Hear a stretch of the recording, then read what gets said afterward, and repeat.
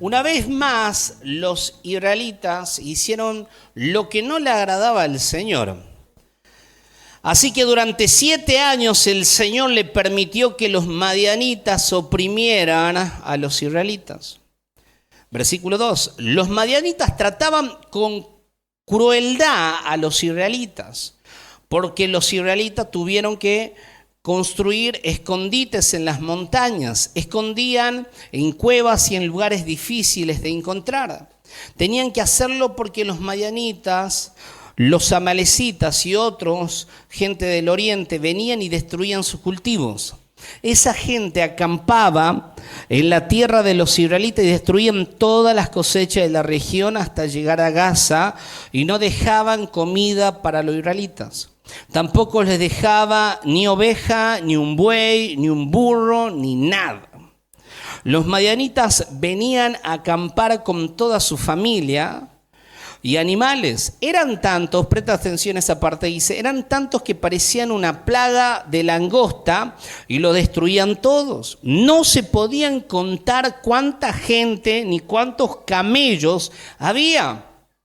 El pueblo de Israel se empobreció por culpa de estos madianitas y desesperados pidieron llorando al Señor que les ayude.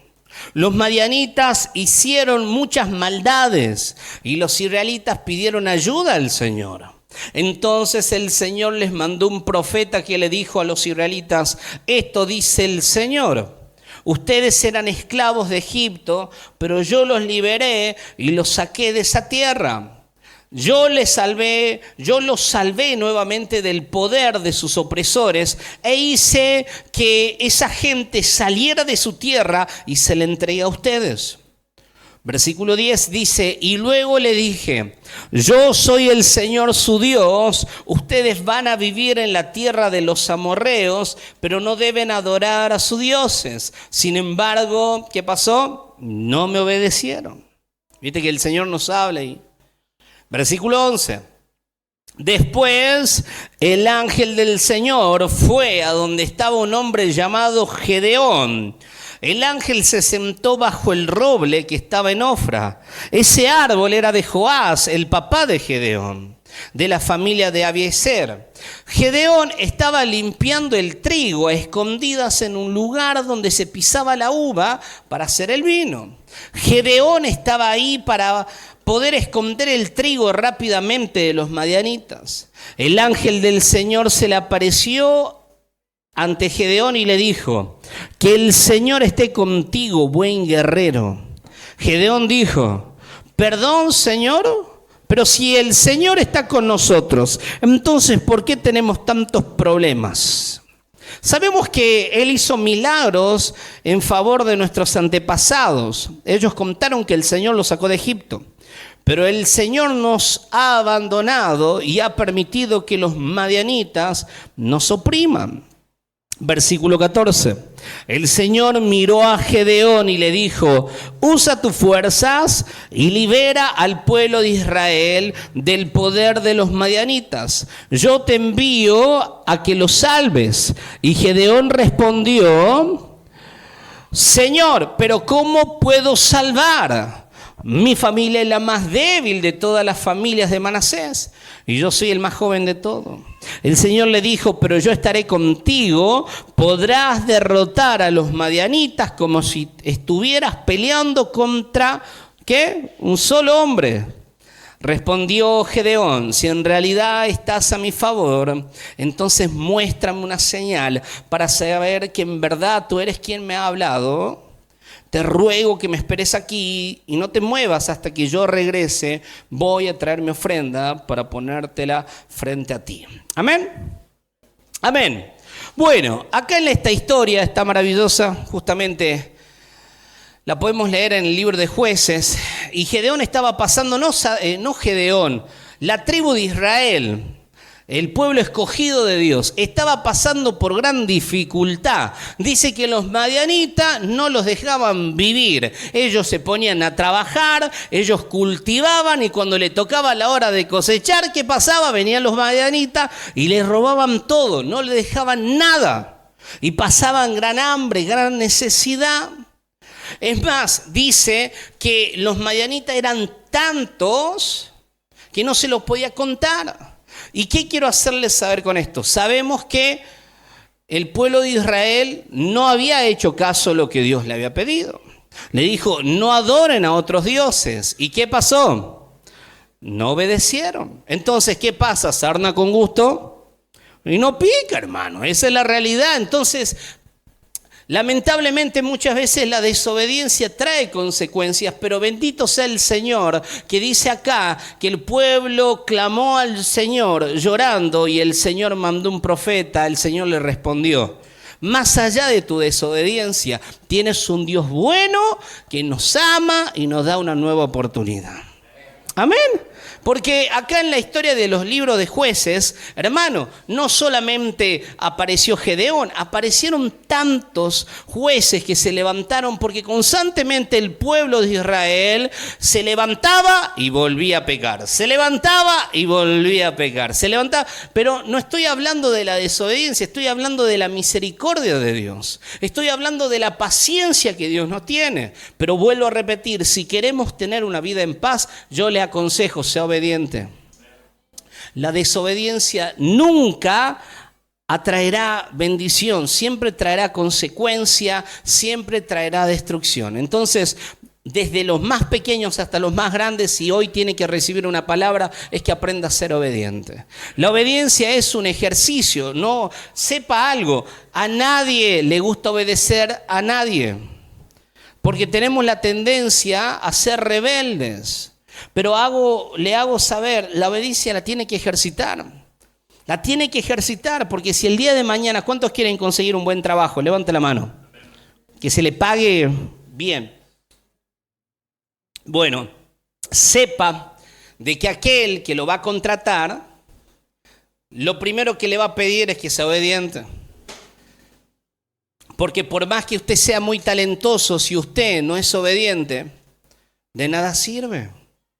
Entonces, si uno ejerce obediencia y no es obediente a los padres, no es obediente en la escuela, no es obediente en la iglesia, cuando te toque tener un excelente trabajo, lo vas a echar a perder por tu rebeldía. Pero en el nombre de Jesús, Dios nos está hablando para que podamos cambiar y poder vivir una bendición, vivir una vida bendecida y no perder por necedad. Entonces, estoy hablando justamente de la misericordia de Dios, pero por sobre todas las cosas, el pueblo de Israel dice que durante 7 años estuvo pasando por aflicción. Lamentablemente, Gedeón era parte de una generación, vendría a ser como de los nietos o bisnietos de aquellos que salieron de Egipto, porque ahí dice, nosotros nos hemos enterado de que Dios había sacado a Israel de Egipto. Hemos visto que Dios ha hecho milagros, pero hoy estamos viendo que Dios se ha olvidado de nosotros. ¿Dónde está ese Dios que tenía tanto poder? ¿Qué quiero hacerte saber? Acá en esta situación podemos ver de que lamentablemente la desesperanza le llegó hasta el más pequeño de la tribu, porque él dice, yo soy el pequeño de la tribu de Manasés, soy el más joven. Y él hablaba como alguien, hermano, desesperanzado. Y hoy, lamentablemente, quiero transmitirle esto. Hay muchos niños, preadolescentes, adolescentes, que si le preguntas cómo ve el futuro, y seguramente te contestan, y no lo veo muy prometedor, porque lamentablemente en mi casa siempre hablan de escasez, de pobreza, que esto es lo que tenemos, que así vamos a morir. O sea, constantemente hablamos negatividad. Entonces sepa de que las emociones se contagian. Ayer yo le hablaba y le decía, las emociones se las puede contagiar. Y usted como cabeza de hogar, usted como instrumento que Dios escogió para poder llevar la palabra de Dios a sus hogares, usted tiene que transmitir esperanza. En este tiempo de caos, en este tiempo de necesidad, en este tiempo de adversidad, usted tiene que ser diferente. Usted no tiene que transmitir desesperanza, resignación. Usted tiene que transmitir fe. Tiene que creer. Tiene que creer. Esta es la única que nos queda, hermano, creer. ¿O qué otra posibilidad tiene usted para cambiar su vida? Yo la única que creo que puede revertir es un milagro. Y el único que puede hacer milagros se llama Jesús, hermano. Entonces clamemos al Señor y que Él haga un milagro y cambie nuestra familia, cambie nuestra descendencia, cambie nuestro destino.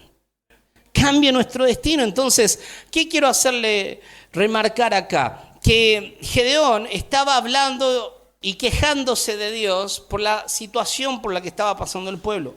Y quiero transmitirles y hacerles saber que las emociones se contagian. Para mí es muy importante que usted sepa de que la arma más poderosa que tiene el diablo, una de las armas más poderosas que tiene el diablo, es el miedo.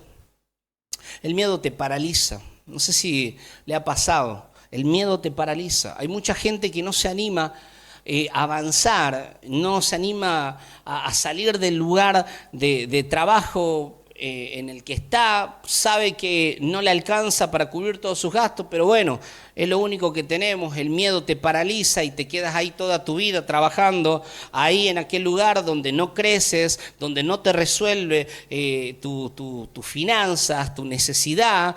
¿Por qué? Porque estás con el miedo a perder. Ya en el libro justamente de Padre Rico, Padre Pobre, el padre pobre le decía, busca un trabajo y procura agarrarte a él y no perderlo por nada. El padre rico le decía, aprende a manejar los miedos. Aprende a manejar los miedos. Sí es cierto que puede ser que a fin de mes usted tiene un sueldito, capaz que no es mucho, pero lo tiene a fin de mes. Y sé que cuando uno emprende, hay semanas que capaz que no te resulta.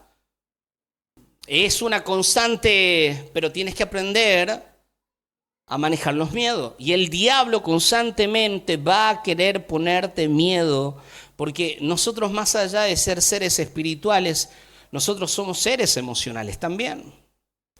Las emociones vienen en el combo. Está la carne, están las emociones y tenemos que aprender a dominarla, tenemos que aprender a controlarla o vamos a ser dominados por ello. ¿Se acuerdan que yo les hablaba acerca de la estabilidad emocional? Es muy importante lograr tener esta estabilidad emocional, a no desmoronarse cuando las cosas no suceden como esperamos. Pero quiero hablarles justamente acerca del miedo. Dice que el pueblo de Israel vivía atemorizado por los madianitas, tenían miedo, estaban paralizados.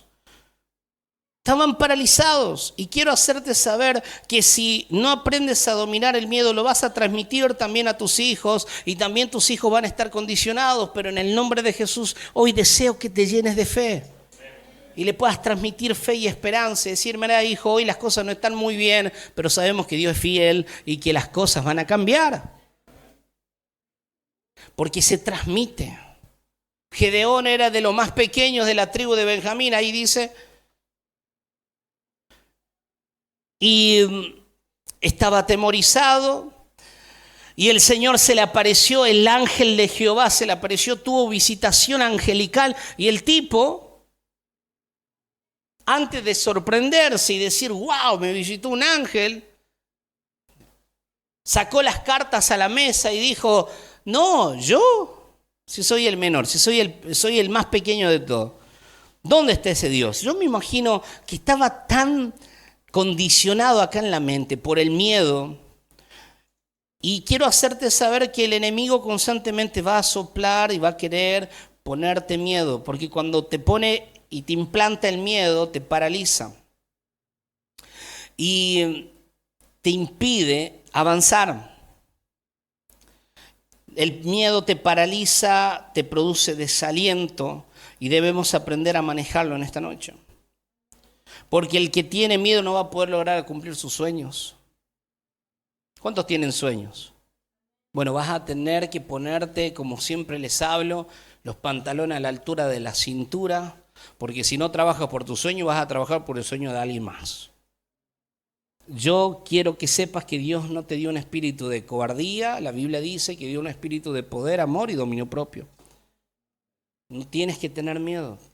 Tenemos que avanzar. Usted sabe de la historia de que Pedro, cuando está caminando sobre las aguas, dice que miró al viento, la lluvia, la tempestad y tuvo miedo y se hundió.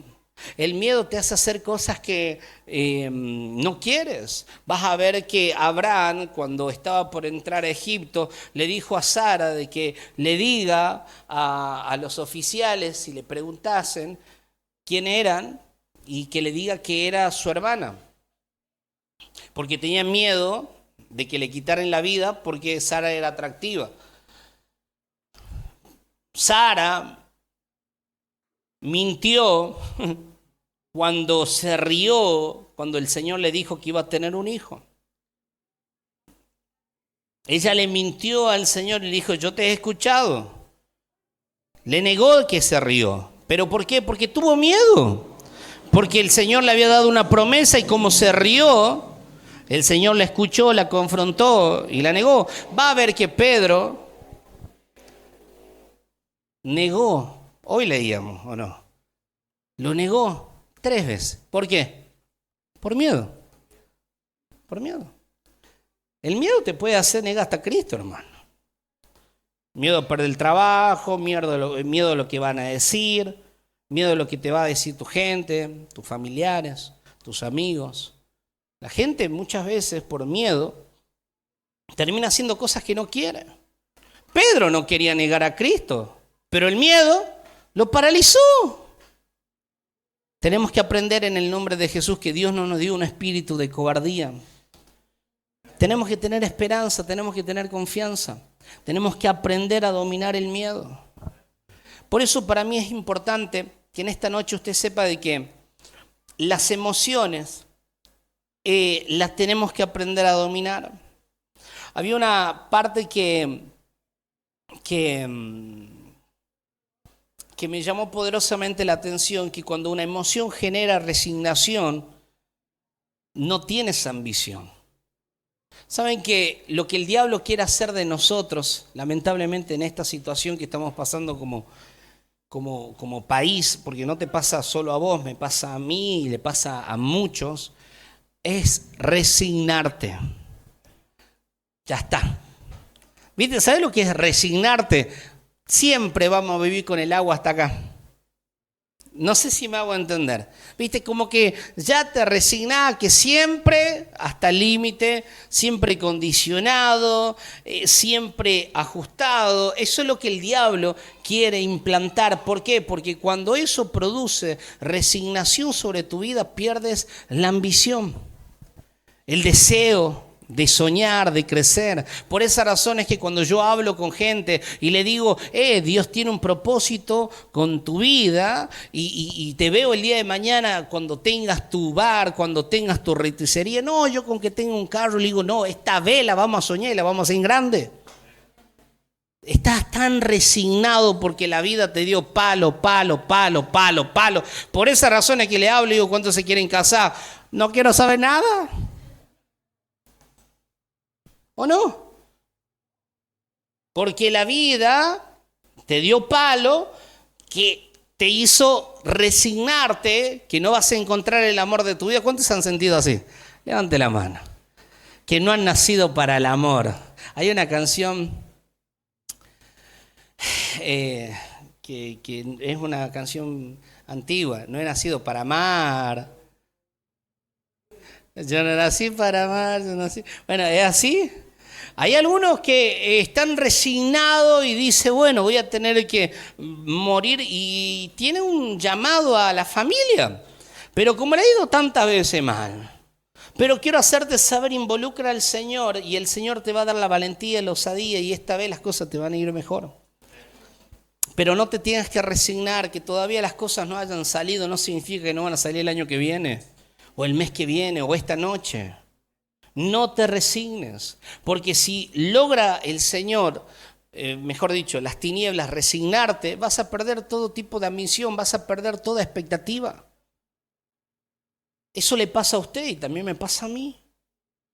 Y vos tenés que saber de que nosotros tenemos que tener expectativa de lo que Dios tiene, porque esa razón estábamos hablando, esas canciones, mi mejor temporada está por venir.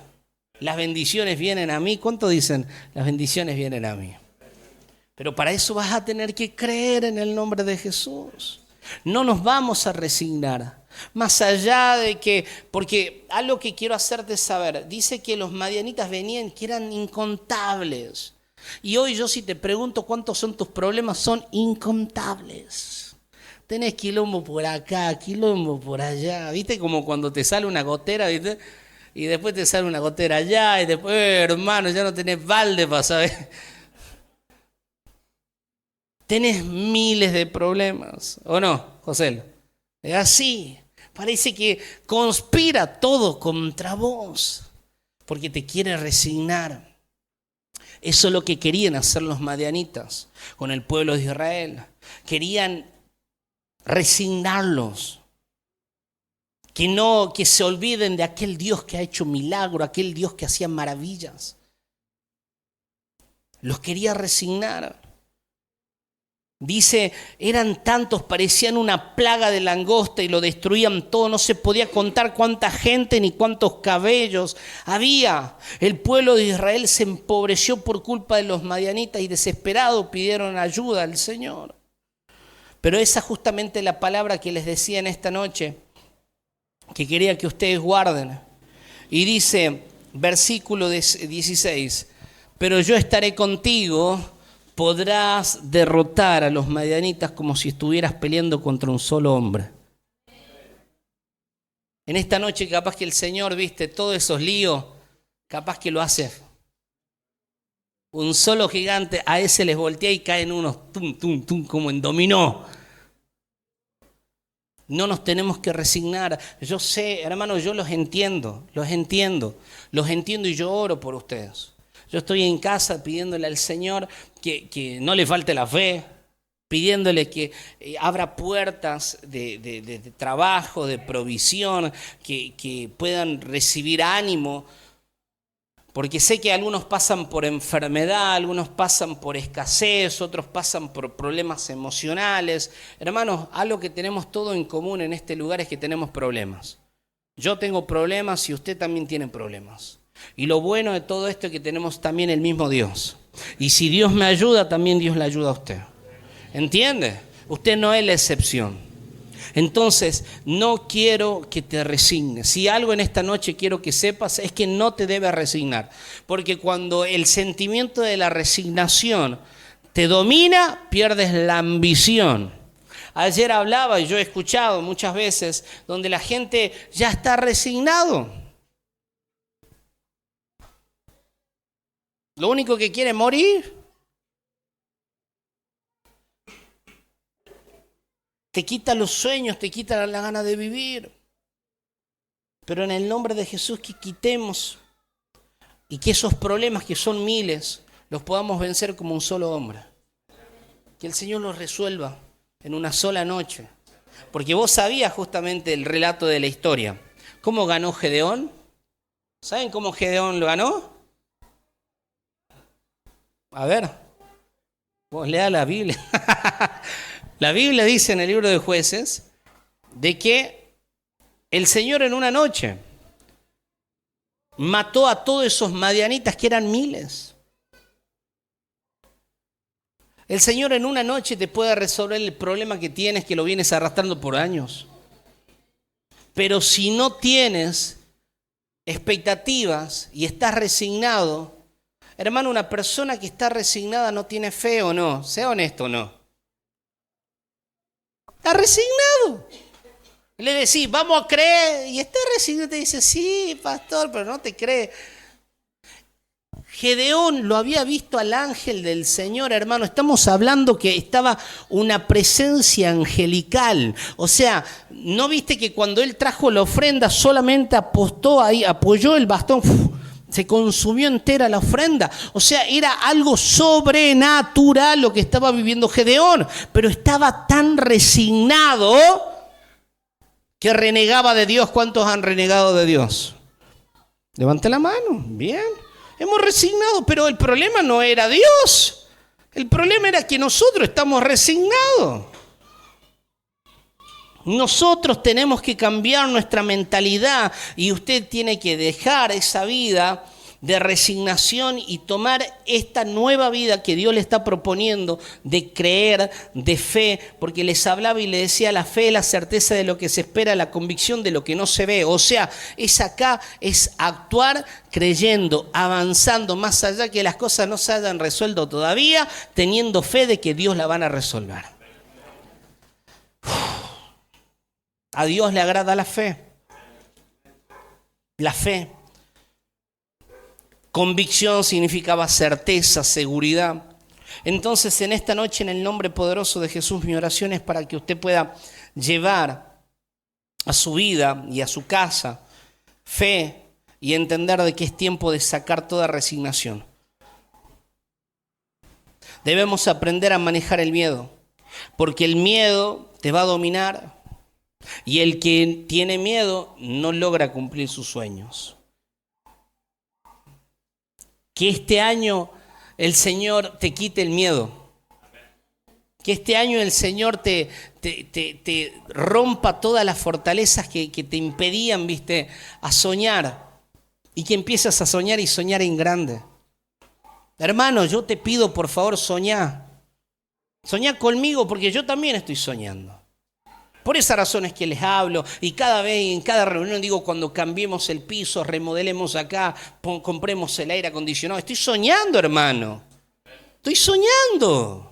No estoy resignado de decir, estamos pasando por situación económica a nivel de país. Yo sueño con el día de mañana que Dios traiga provisión, que Dios haga de vos un empresario, que haga un hombre próspero, bendecido. Pero por sobre todas las cosas quiero de que vos ames al Señor. No estoy resignado. Y eso es lo que le quiero transmitir. Porque las emociones se transmiten. Y si hay algo en mí es esperanza, es creer en ese Dios que he visto en el pasado hacer milagros y hasta el día de hoy sé que sigue siendo el mismo. Amén. En el nombre de Jesús. Así que nos ponemos de pie.